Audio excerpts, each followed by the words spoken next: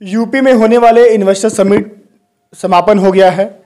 सरकार आंकड़े दे रही है। सरकार कह रही है कि इस बार यूपी में 33,50,000 करोड़ का इन्वेस्टमेंट हुआ है। मतलब कि यूपी के हर एक घर में रोजगार अपनी दस्तक देगा। यूपी की कायाकल्प होगी। यूपी में विकास की गंगा बहेगी। यूपी ये बदल रहा है। यूपी विकास के नए पथ पर चल रहा है। यूपी में जो डबल इंजन की सरकार है, एक दिल्ली और लखनऊ से जोर लगता है, तो यूपी एक अलग परिभाषित कर रहा है। इन सब मामलों को लेकर के कि क्या इस बार पहले भी 2 बार समिट हुआ है, उससे कितना फायदा हुआ, इस बार के समिट से लखनऊ या यूपी को कितना फायदा होगा, बातचीत करने के लिए मेरे साथ कांग्रेस के प्रदेश संगठन मंत्री अनिल यादव जी मौजूद हैं। इनसे बातचीत करेंगे और जानेंगे कि इस बार का यूपी का जो समिट रहा और जितना इन्वेस्टमेंट आया है, तमाम 20 देशों को जो G20 का नाम दिया गया, 20 देशों के लोग आए, कितना बड़ा फायदा होगा। सर, स्वागत है आपका। जी नमस्कार। आप सारे लोगों का शुक्रिया। देखिए, जो बात आप कह रहे हैं, जो खास करके मीडिया में एक तरीके का कसीदा पढ़ा जा रहा है, आपको अगर जो डेटा है, जितनी इन्वेस्टमेंट की बात हो रही है कि 33,50,000 करोड़, यूपी का बजट जो है वो 5 लाख करोड़ के आसपास का होता है। तो प्रदेश के बजट का 5 गुना से अधिक का जो डेटा आया है कि इतने लाख करोड़ रुपया जो है यूपी में इन्वेस्ट होगा।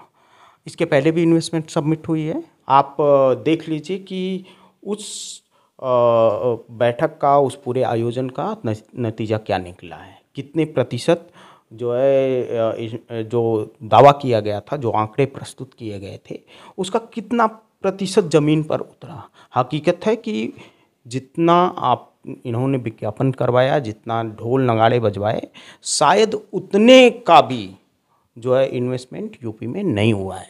तो ये पूरा खोखला है।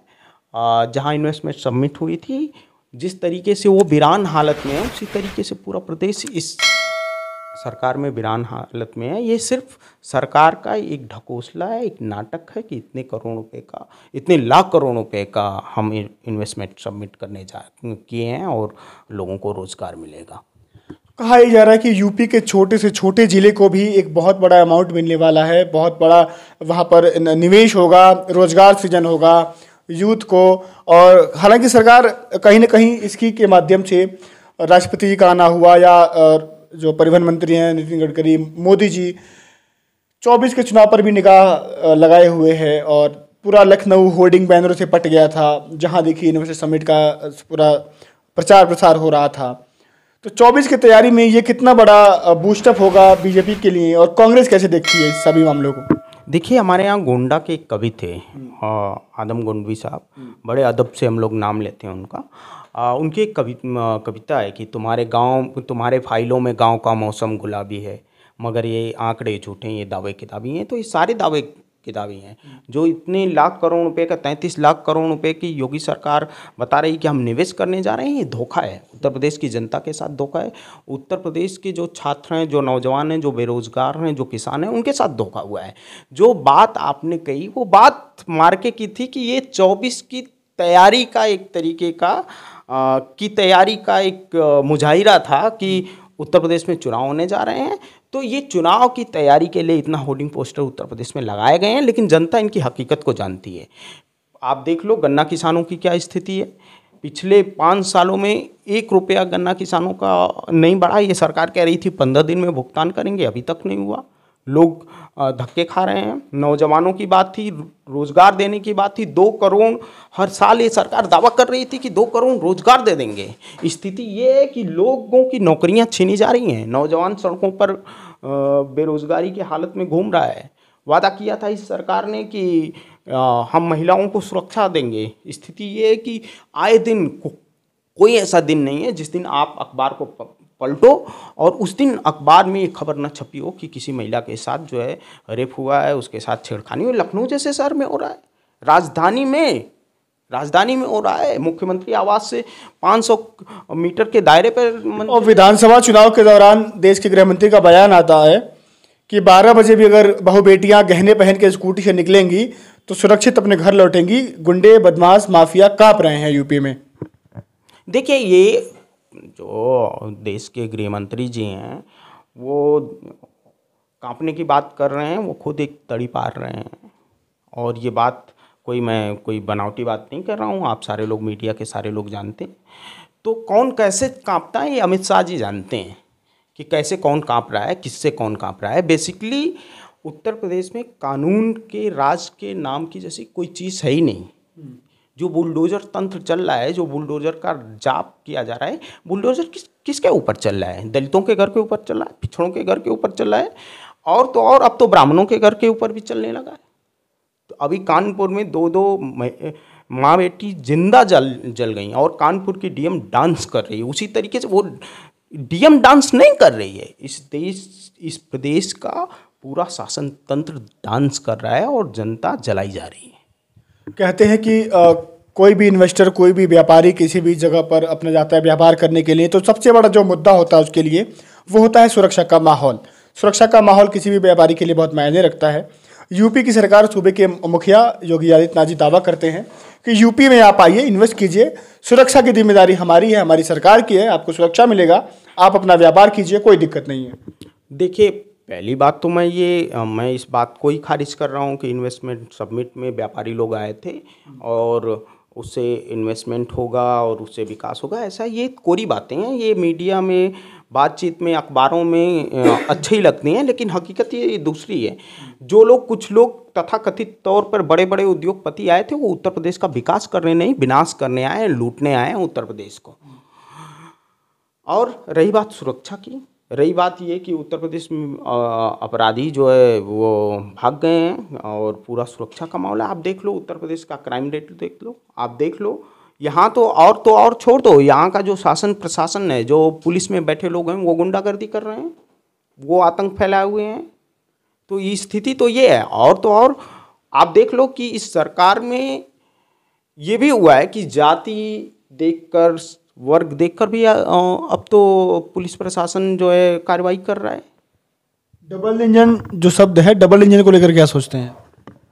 देखिए, डबल इंजन, अब वो भाई उनकी पार्टी है, डबल बोल रहे हैं कि लोग डबल इंजन की सरकार है। हम कह रहे हैं कि ये डबल इंजन की सरकार नहीं है, बल्कि ये सिर्फ कुछ लोगों की जो सत्ता में बैठे हुए हैं, जो इस प्रदेश को लूटना चाहते हैं, जो जाति हिंसा फैलाना चाहते हैं, जो धार्मिक उन्माद फैलाना चाहते हैं, ऐसे दो मक्कार लोगों की सरकार है।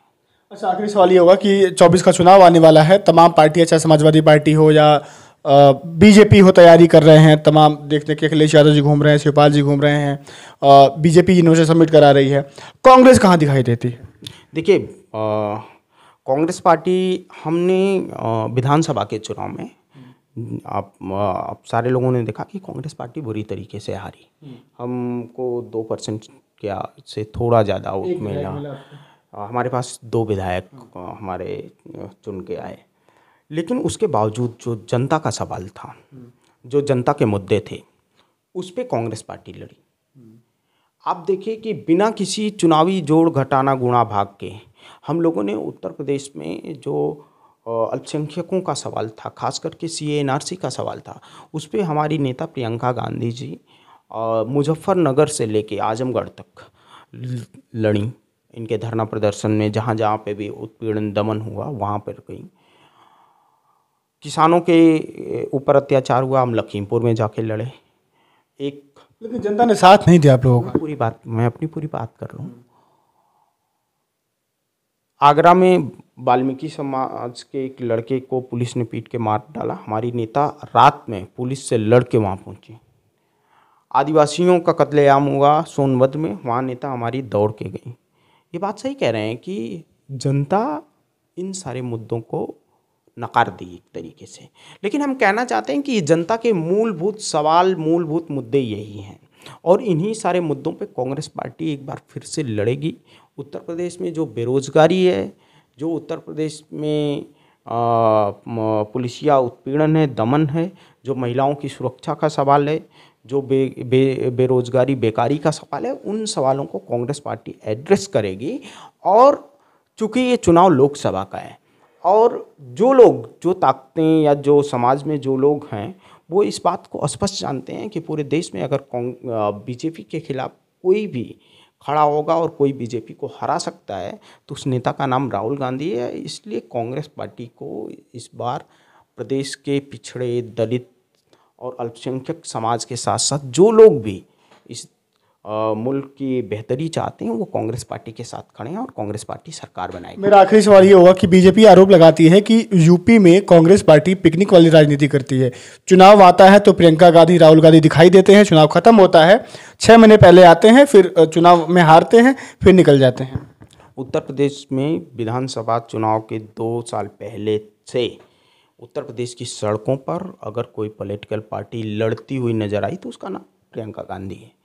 कांग्रेस पार्टी है और उस नेता का नाम प्रियंका गांधी है। लखीमपुर का सवाल है कौन लड़ा, प्रियंका गांधी। CNRC के सवाल पे कौन लड़ा, प्रियंका गांधी।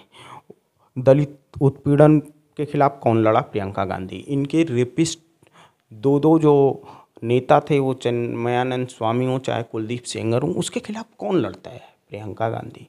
तो जो लोग ये कहते हैं कि कांग्रेस पार्टी पिकनिक की पार्टी, उन्हें शायद उन्हें अंदाज़ा है कि कांग्रेस पार्टी ज़मीन पर क्या कर रही है।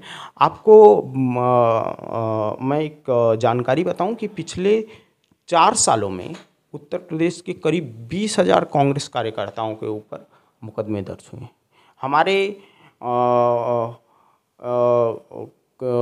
कई ज़िलों में हमारे जिलाध्यक्षों को 1 महीने से लेके 3-3, 4-4 महीने तक जेल रहना पड़ा। हमारे प्रदेश अध्यक्ष को आप बता दो, उत्तर प्रदेश की राजनीति में किस पॉलिटिकल पार्टी के प्रदेश अध्यक्ष को 2 महीना जेल में रहना पड़ा है?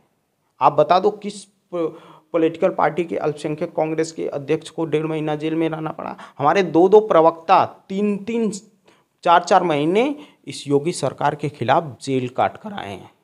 तो जो लोग ये कहते हैं कि कांग्रेस पार्टी पिकनिक करने वाली पार्टी है, उनको एक्चुअल में उनको ज़मीन का अंदाज़ा नहीं है और संघर्ष का तरीका उन्हें मालूम नहीं है। चलिए, मेरे साथ इस समय अनिल यादव जी मौजूद थे, उनसे तमाम मुद्दों पर बातचीत हुई। हालांकि जो मेन मुद्दा यही था कि यूपी में जो इस बार का इन्वेस्टर समिट जो हुआ है, जहां पर सरकार एक बड़ा आंकड़ा, बड़ा नंबर पेश कर रही है कि 33,50,000 करोड़ का जो इन्वेस्टमेंट हुआ है, उससे यूपी का कायाकल्प होगा। हालांकि राजनीतिक पार्टी जो विपक्ष में बैठी, उनका कहना है कि कहीं ना कहीं ये जो इन्वेस्टमेंट हुआ है 24 के चुनाव को मद्देनजर रखते हुए हुआ है कि 24 में क्या तैयारी है बीजेपी की। हालांकि समाजवादी पार्टी के नेता, बड़े नेता यूपी का दौरा कर रहे हैं। कांग्रेस के भी सवाल हुआ तो कांग्रेस के नेता भी अब निकलेंगे और कांग्रेस के नेता भी लगातार ज़मीन पर काम कर रहे हैं, ऐसा इनका कहना है। अब देखना ये होगा कि इन्वेस्टर समिट से यूपी के यूथ को रोजगार में कितना फ़ायदा होगा। गरीबी, महंगाई, बेरोजगारी, क्या पूर्वांचल जो पिछड़ा हुआ इलाका कहा जाता है, क्या पूर्वांचल में कोई फैक्ट्री लगेगी, क्या वहाँ पर इन्वेस्टमेंट होगा या नहीं होगा, तमाम सारे सवाल हैं जो खड़े होते हैं। आप क्या राय रखते हैं, अपनी कमेंट सेक्शन में जरूर बताइएगा कि इस बार के समिट से क्या फ़ायदा होने वाला है और 24 के चुनाव को लेकर के क्या तैयारी है बीजेपी की। और जो भी आपके मन में सवाल होगा कमेंट सेक्शन में बताइएगा। फिलहाल के लिए नमस्कार।